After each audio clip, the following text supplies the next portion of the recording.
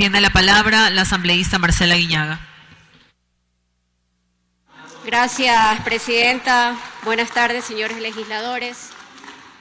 Desde el primer momento que asumí el rol de ser miembro de una comisión multipartidista, en la que evidentemente me encontraba en minoría, fui respetuosa de llevar el debate, las ideas, con altura a la luz de la Constitución y de la ley. No existieron de mi parte aseveraciones subjetivas, calumniosas, injuriadoras, de ningún tipo. Traté de hacer mi trabajo conforme le dije a la señora viuda de Gabela, mirándola a la cara. Primero en mi calidad de hija, en los principios que me ha dado mi familia. En segundo lugar, primero como abogada y luego como política, donde dejé claramente establecido que mi rol iba a ser dar mi opinión jurídica de manera que ojalá pudiésemos retribuirle de alguna forma la vida de su señor esposo. Ese informe, eso es lo que buscaba y eso es a lo que yo me comprometí. Debo decir que yo no me encuentro satisfecha con el informe. No porque en el informe no se haya aceptado poner lo que yo sugería que se ponga. Pedí muy comedidamente en varias ocasiones al presidente de la comisión que en primer lugar su equipo tenía que verificar que cada una de las alegaciones que se hacían tenía que tener un fundamento, una fuente, un testimonio de manera que sea objetivo. No las opiniones viscerales de alguien, no porque alguien quiera que esa realidad, por más que la pronuncie 50 veces, quiera hacerle un hecho real. No, sino porque realmente de los testimonios, de la documentación, de lo que pudimos verificar, daba como conclusión un hecho que fue investigado o verificado.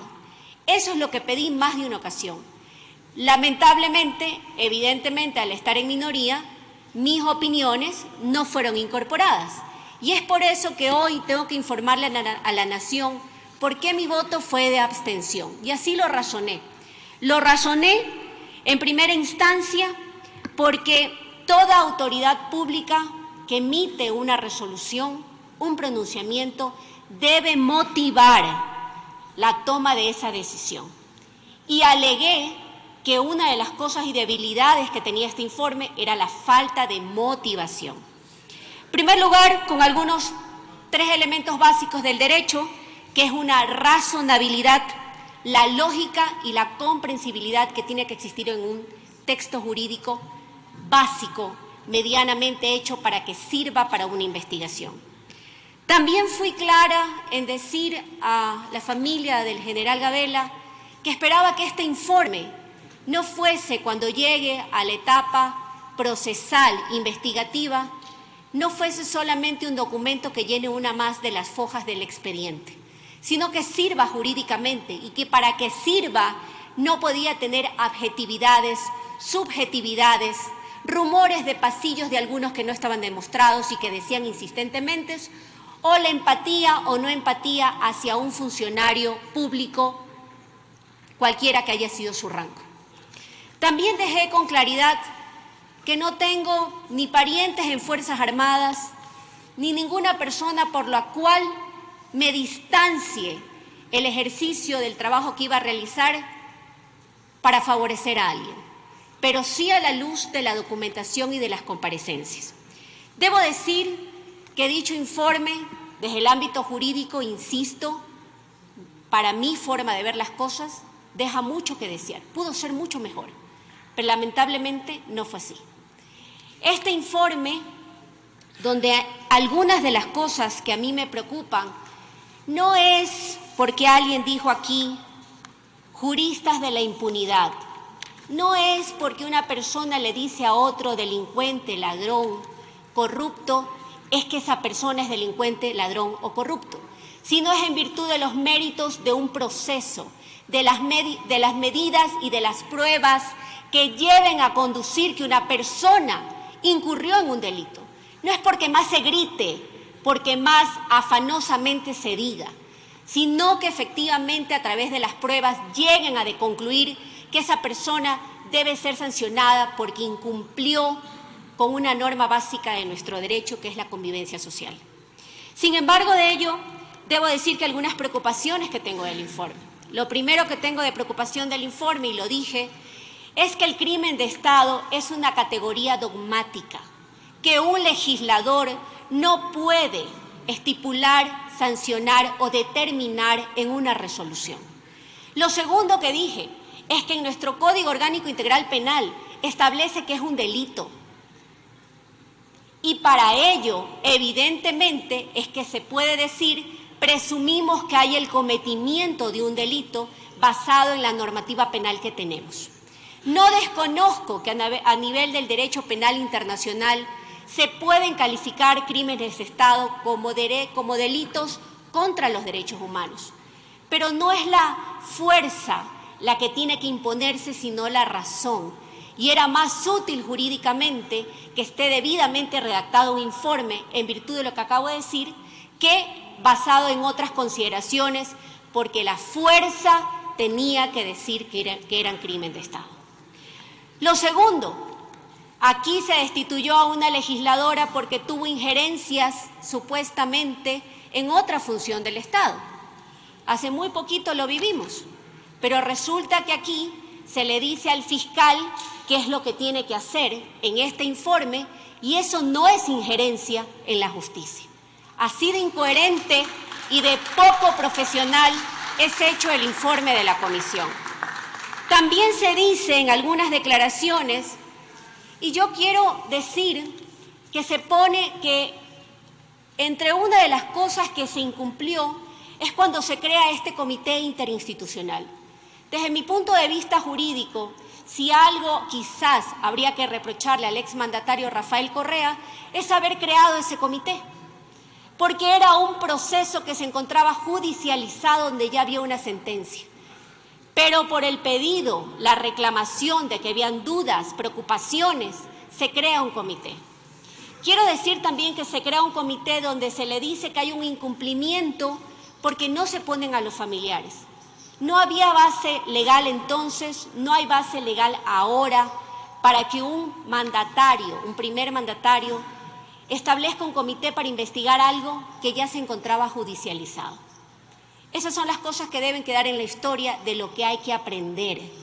Así, algunos a veces dicen que no somos autocríticos, creo que eso es de lo que hay que aprender. Adicionalmente a eso, se dice que incumple el primer mandatario de entonces porque él no dio paso al artículo 5 de este decreto, que tenía que hacer público el informe del Comité Interinstitucional. Coincido con algunos legisladores en algo. La primera ministra de Justicia, a quien le corresponde haber puesto las reglas del juego del comité basado en el estatuto jurídico que estaba vigente, el ERJAFE entonces, el Estatuto de Régimen Jurídico Administrativo de la Función Ejecutiva, que era vigente a dicha fecha, era la ministra de Justicia entonces, la doctora Johanna Pesantes. Ella fue la que tuvo que decir cómo se llevaban las actas, cómo se iban a llevar las sesiones, que eran indelegables las funciones de los ministros ante dicho comité, en virtud de la delicadeza de lo que se estaba investigando. Estamos hablando de que hay una familia que alegó que al parecer habían nexos entre la muerte de un padre de familia y la venta de los helicópteros. Si estamos hablando de algo tan grave para un Estado, era evidente que había que ponerle reglas al funcionamiento de un comité interinstitucional, basado en lo que dice el ERJAFE de entonces. Eso no sucedió. Y ahí coincido con los legisladores que se llevó en forma negligente, ineficiente y que, por cierto, dichos ministros no le dieron la prioridad que tenía que haber tenido un acto tan importante como investigar la muerte, más aún cuando se acusaba al alto mando militar de lo que eso representa en la persona de los ministros de Estado, que no podía haber sido delegado.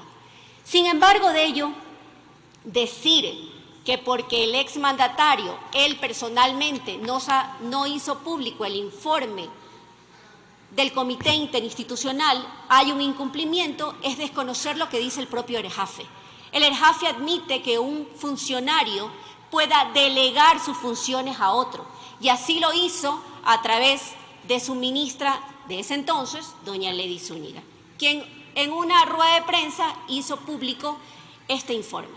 Que cabe indicar que algo de lo que debe saber el Ecuador es que ciertamente hay inconsistencias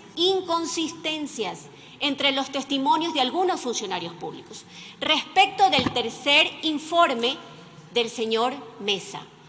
Yo pregunto si aquí hablaron algunos del secretismo, si estuvieron más de 80 funcionarios públicos a los que se les dieron supuestamente los nombres de los autores directos del crimen del general Gabela, ¿cómo es posible que primero ninguno lo recuerde, puedan ir a dormir a sus casas tranquilos sabiendo el nombre de un asesino y, en tercer lugar, no hayan sido capaces de decir en honor a la verdad, ir y declarar ante la Fiscalía y decir esto es lo que sé?